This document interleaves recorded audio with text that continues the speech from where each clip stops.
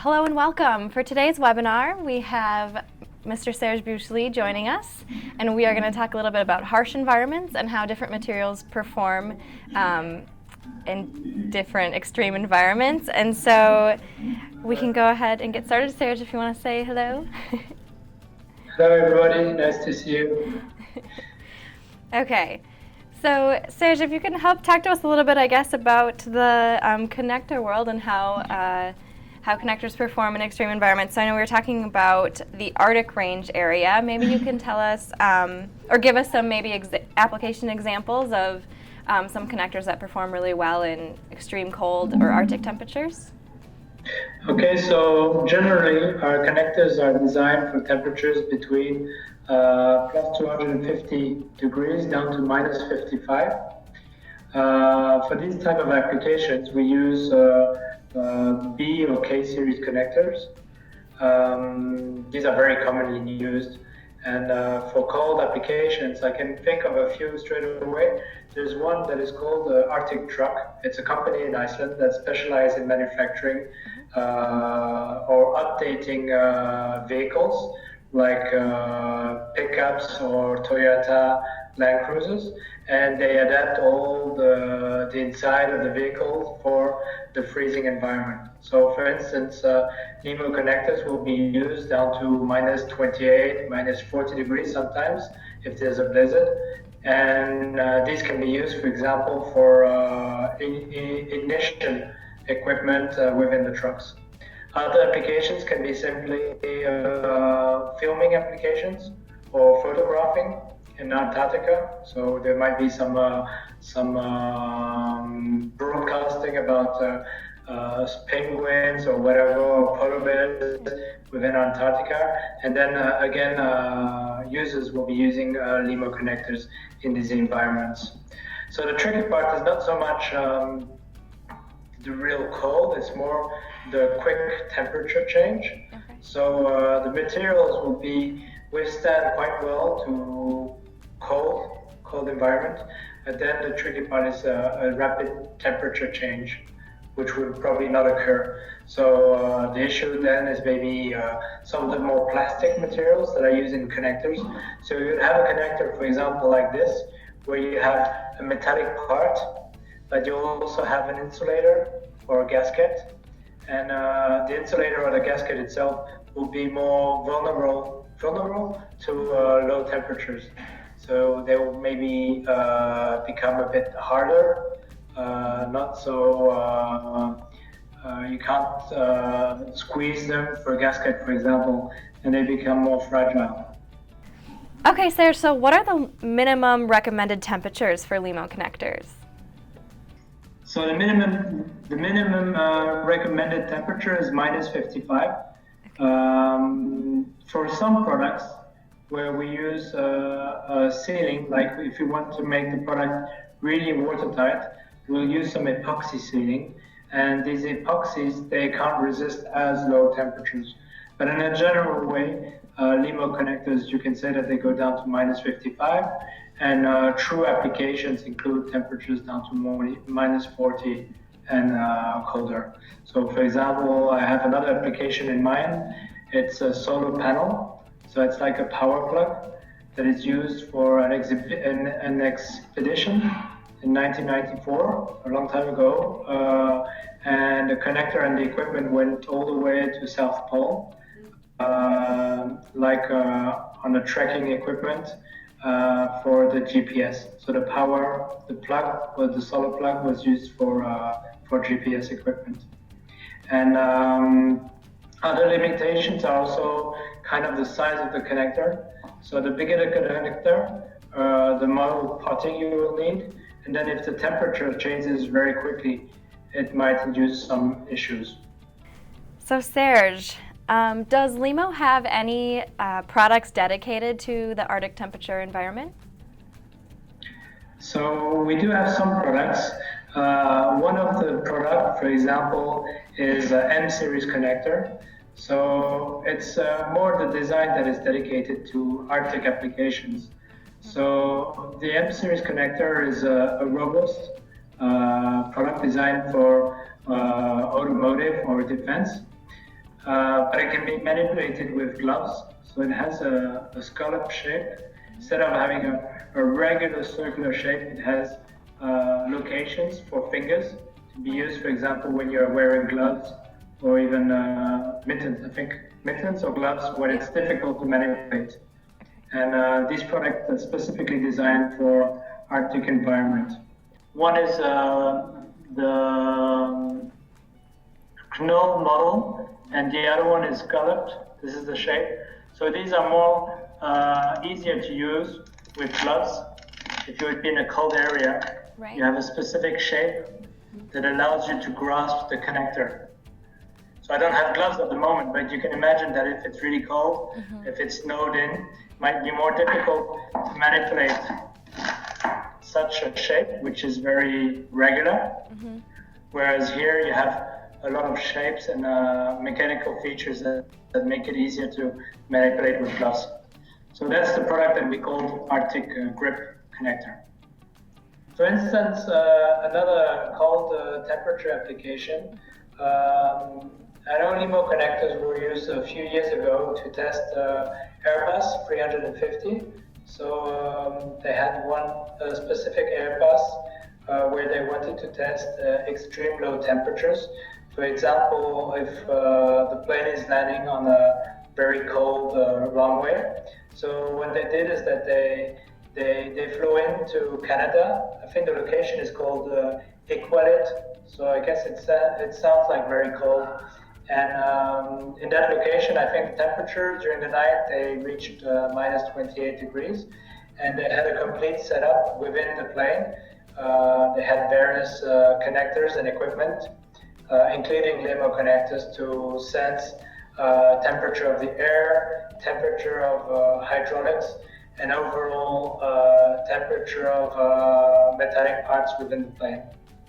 Okay, so in the most recent LIMO Connected magazine, there's an article titled Burning Cold, and it talks a little bit more about the testing environment and what the product line has to go through before being released to market for Arctic environments. Can you tell us a little bit more about that testing and what is done?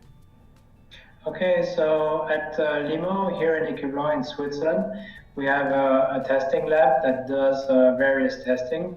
For instance, high voltage, mechanical testing, current rating and so on. But there's also a cold temperature chamber. So we have a type of oven that we can fix. We can either do cold, keep it at a long time, or do cycling of cold and warmth. Usually these chambers look very similar to an oven that you would have at home, but I can tell you it's very cold. So you place the parts inside and you let it cycle and then check if the parts are still as reliable as they were planned to be.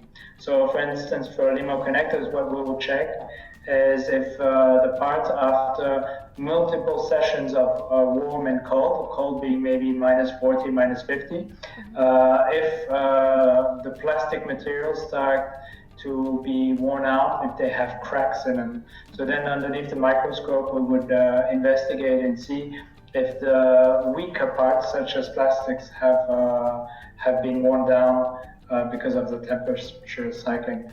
And this we do with all types of new materials. So if we launch a new connector using a new insulator, we would also do the testing for that. Regularly, I would recommend using a Teflon insulator if you want to use very low temperatures. All right, so I think we did a great job covering kind of the Arctic temperatures and what different products do well in kind of extreme cold or just adjusting, to cold temperature ranges. Could you tell us a little bit more about the other side of it? So connectors that perform well in extreme heat in different hot environments?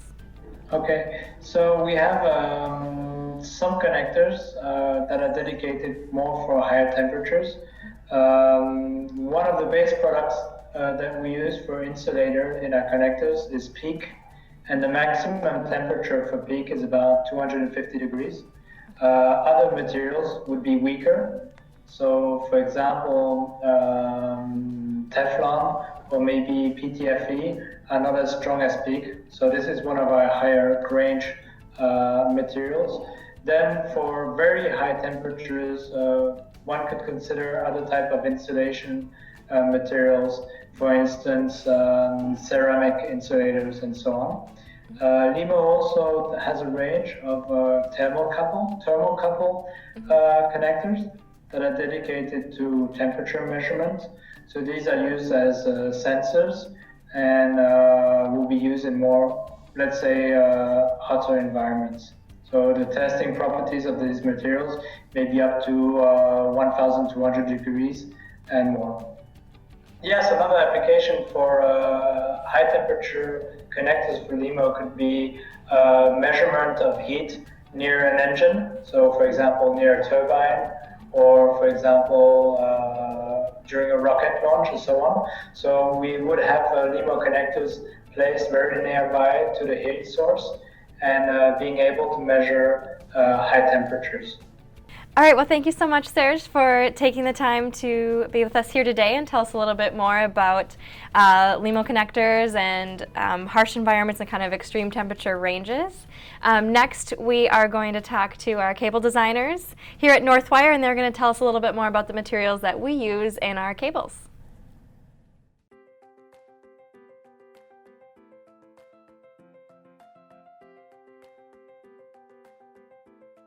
I'm Dennis Langer. I've been with Northwire for 30 plus years. What I'm going to touch base with you a little bit today is on copper stranding. Copper stranding is defined by a overall size and then an individual strand and size. For example, a 0.75 millimeter squared construction would be defined as 32 ends of 0.2 millimeter. So an example here, my 0.75 millimeter squared would be the overall.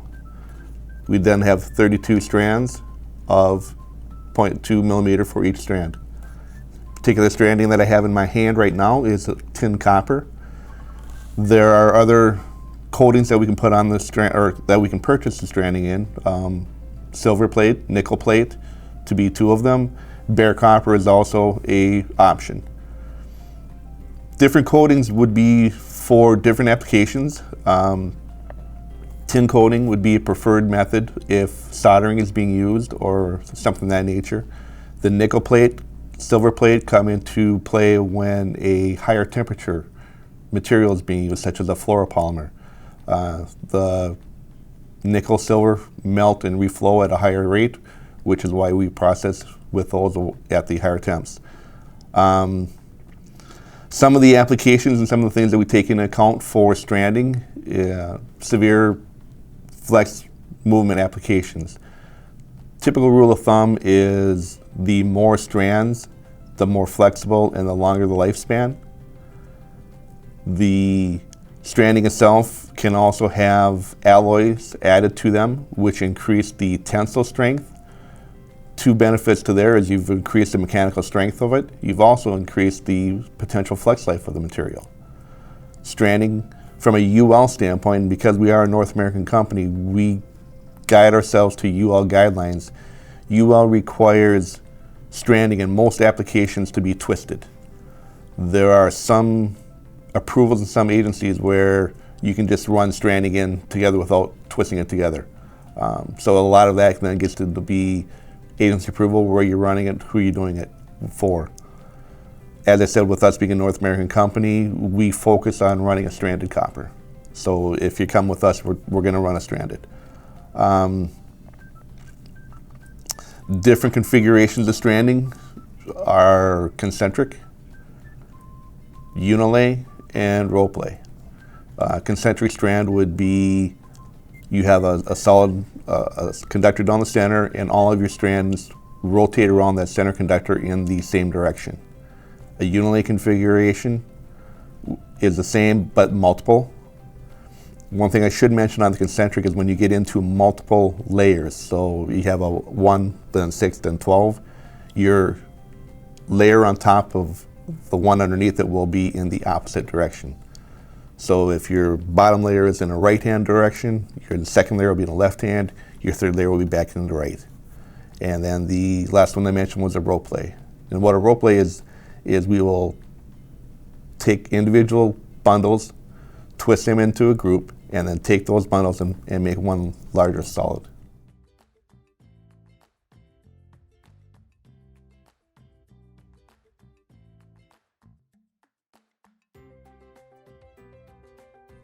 In harsh cold, a lot of that will depend upon if it's seeing movement and motion. From a movement and motion standpoint, a roll-play construction is by far the most flexible configuration that's out there. It is also by far the most expensive. So there's drawback and give and take that we have to take into account, price points, things of that nature. Harsh environment, the advantage to the Stranding is with it being a metal, the quick temperature changes don't affect it so much. Your key there is your connection point and how that's terminated. It extremes in a quick freeze or quick heat isn't as effective or isn't as detrimental to the Stranding as some of the other components that are in the cable.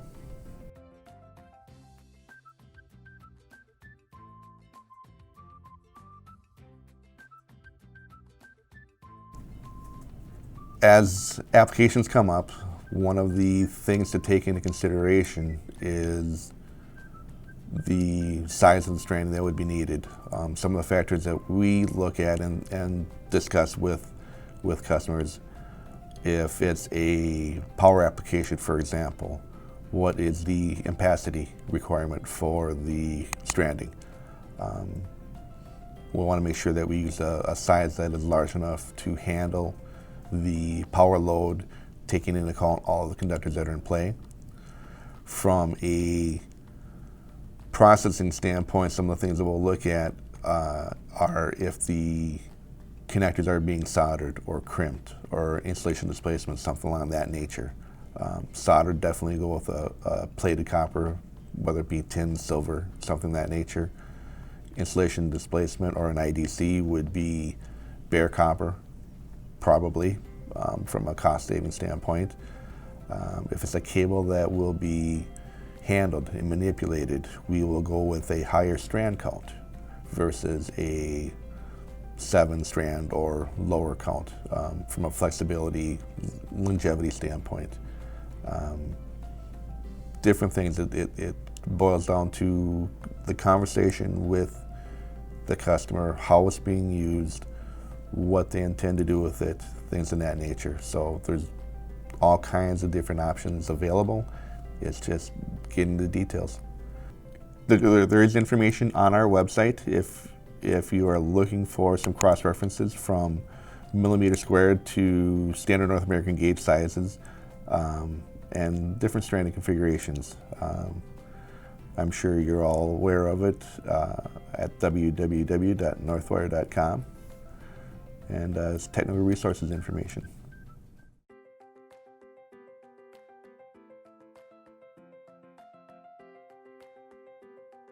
Hello, my name is Linda Brown, and I'm a sales engineer here at Northwire.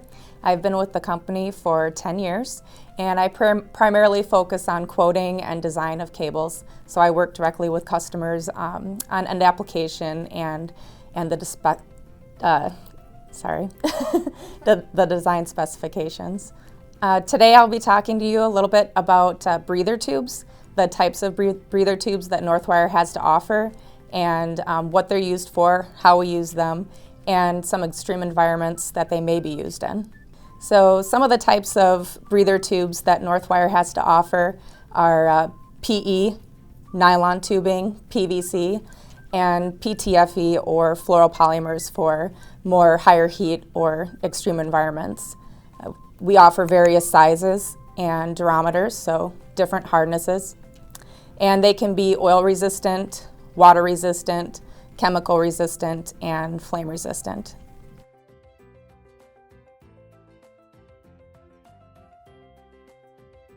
So some of the uses for breather tubes are in wiring harness applications where they'll be used for the inner components to be bundled together.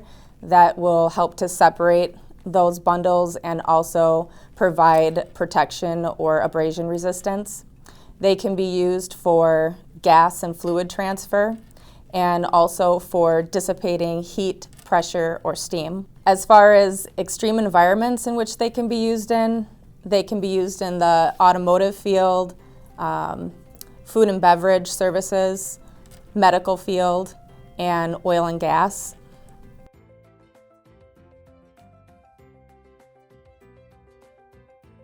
So the way that Northwire can use some of the breather tubes or tubing in general would be to house fiber optical components, so that when we're running, that we're able to manufacture with those fiber optic components without damaging those components, so they will be housed inside of the tubing. I do have a couple of applications here, or examples here, where breather tubes are used. This one is actually a medical application, and this is a PTFE tube that you can see inside here. It's actually used as a vent tube. So it is used to actually dissipate the heat out of the cable. There's a lot going on in here, so there's a lot of heat that's generated inside this cable. So the vent tube helps to vent off that additional heat. It can also be used similarly in other situations where you're dissipating, again, like pressure or steam in more extreme environments. Another example I have here is a PTFE tubing. This is actually a cable that's used in a dental application, and this is a biocompatic jacket. The tubing inside here is a PVC tube, and it's actually being used to force air or blow air. So in other situations, you might actually be, sucking air out or, pulling it through a different way. It can be used as well, not this one in particular, but again, the tubing can be used for transferring liquids or other gases as well. I guess another example that could possibly be used with the breather tubes are, like, if you can envision liposuction. So you have a tube that's actually adhered to your electrical cable, and it's going to be sucking fluids or other type of substances. So another type of instance where I've used a breather tube, and it was actually considered pneumatic tubing. It was in an oil field application. Some of the criteria to consider when looking at breather tubes would be for, again, a wire bundling application where you're just trying to protect those wires from other bundles within the cable itself. Use for transferring fluids or gases, and for bumpers or separators within the inner cable design or in the core construction.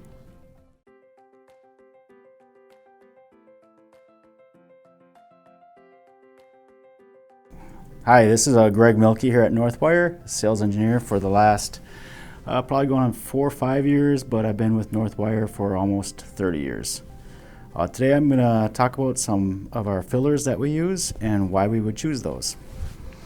I got some samples right here. This is our most common filler right here. Pull it off. This is a filabrated polyethylene filler, and this is basically our standard filler. We would just use this to make the cable round, to fill in between valleys of conductors. If we needed to add a little strength to that cable, we would use a Kevlar filler. You can see it's quite a bit smaller, so in cases that we need more, we would bundle a number of these up together and then run those into a cable. We also have some water blocking filler, which is just a cotton yarn that's impregnated with chemicals that will form a gel once water hits it. We also use cotton filler. The reason we would use cotton filler is in a high temp cable. If this was in a high temp cable, it would just melt, and that would be a bad thing. Cotton will not melt, so we use this in a high temp cable, and again, that just fills voids to make the cable round. Another example of some filler that we use here at Northwire is a filler rod. It's extruded olefin, so it could be a polyethylene, a polypropylene. There's a string down the center of this, and then we just extrude over the top of that to a desired OD, and then this is ran in the cable as well. So again, I touched on the fact that we use fillers to make a cable round. We may use them for water blocking purposes. The solids, when we use those, are more for stabilizing the cable so it doesn't squash down.